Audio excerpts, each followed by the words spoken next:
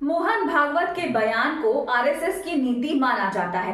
कहा तो यही जाता है कि जो बातें संघ प्रमुख बोलते हैं वो बेहद सोच समझकर बोलते हैं, क्योंकि फिर उन्हीं बातों पर अमल आरएसएस कार्यकर्ता करते हैं जो पूरे देश में फैले हुए हैं।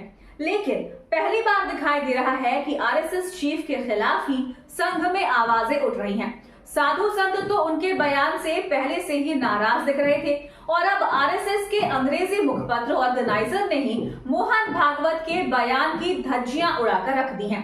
ऐसा पहली बार हुआ है कि ऑर्गेनाइजर में आरएसएस चीफ के बयान के खिलाफ ही लेख लिख दिया गया है, जिसके बाद कहा जा रहा है कि क्या आरएसएस चीफ मोहन भागवत के विकल्प की तलाश संघ के अंदर शुरू हो गई है या फिर ये आरएसएस की रणनीति का ही कोई हिस्सा है।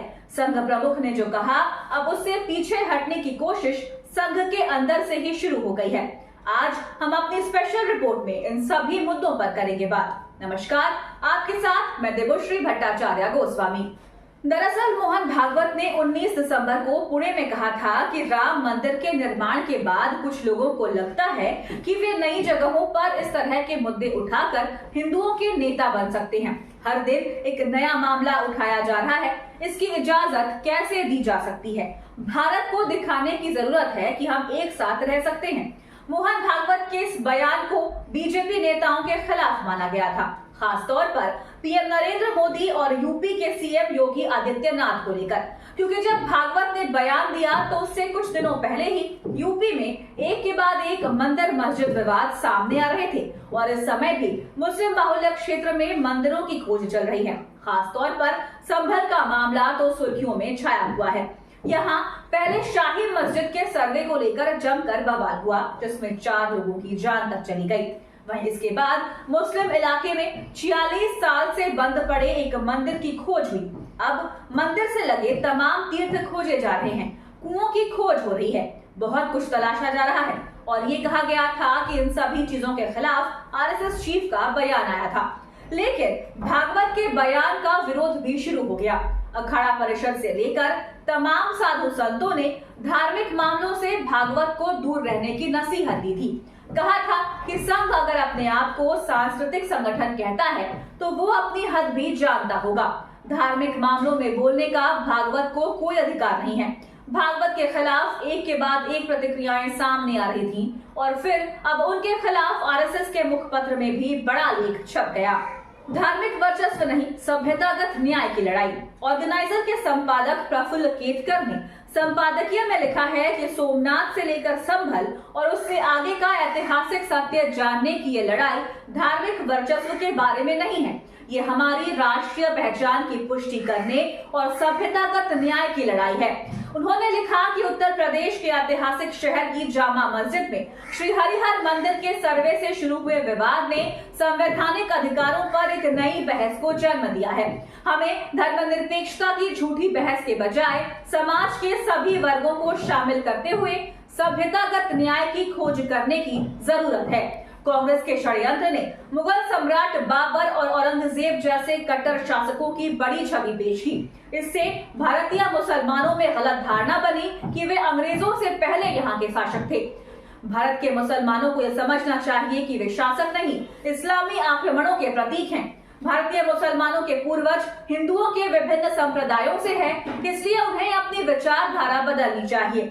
भारतीय मुसलमान अतीत के आक्रमणकारियों से अलग। पत्रिका ने कांग्रेस पर चुनावी लाभ के लिए जातियों का शोषण करने का आरोप लगाया।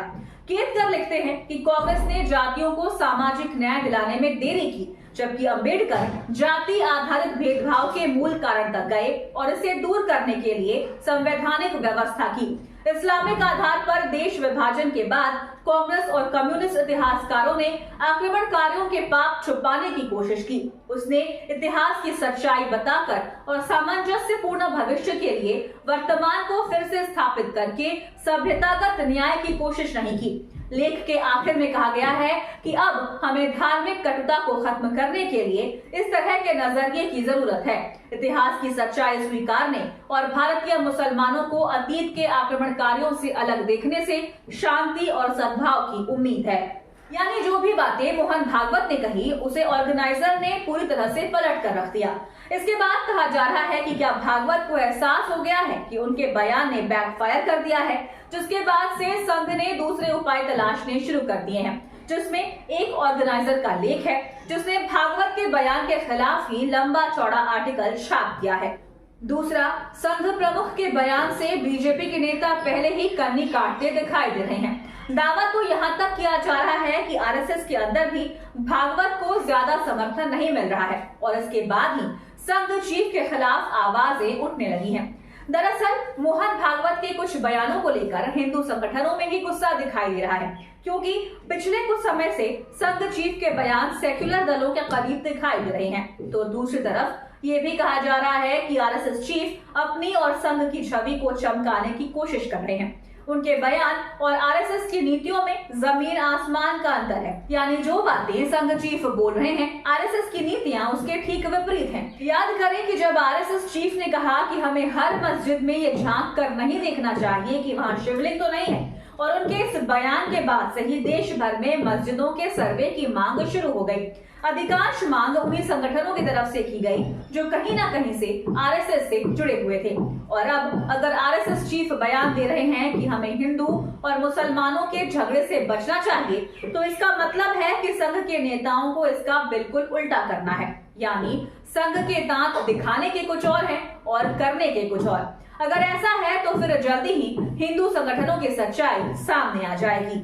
फिलहाल तो जिस तरह से ऑर्गेनाइजर ने आरएसएस चीफ के बयान की धज्जियां उड़ाकर रख दी हैं, उसके बाद से ये चर्चा चल रही है कि आखिर संघ चीफ और उनके बीजेपी से रिश्ते खराब हो गए हैं। उनका ये बयान बीजेपी के खिलाफ या फिर वो भावनाओं में इस तरह का बयान दे गए। सबसे बड़ी बात तो ये है कि संघ प्रमुख ने अपने इस बयान पर ना तो सफाई दी है और ना ही इस बयान को फिर से दोहराया है। ऐसे में सभी की नजरें भागवत के अगले बयान पर टिकी हुई हैं कि आखिर वो क्या बोलते हैं, क्योंकि संघ प्रमुख कभी मीडिया को संबोधित नहीं करते, इसलिए उनसे उनके बयान को लेकर सफाई तो नहीं मांगी जा सकती है। लेकिन संघ प्रमुख के अगले कार्यक्रम पर जरूर सभी की नजरें लगी हुई हैं। अगर भागवत ने अपने बयान को फिर से रिपीट किया तो ये तय माना जा सकता है कि आरएसएस के अंदर कुछ भी ठीक नहीं चल रहा है। वैसे भागवत के बयान को विपक्षी दलों ने जरूर लपक लिया है। सपा हो या मुस्लिम संगठन या दूसरे क्षेत्रीय दल जो बीजेपी के खिलाफ हैं, वो भागवत के बयान के सहारे बीजेपी की घेराबंदी में जुट गए हैं।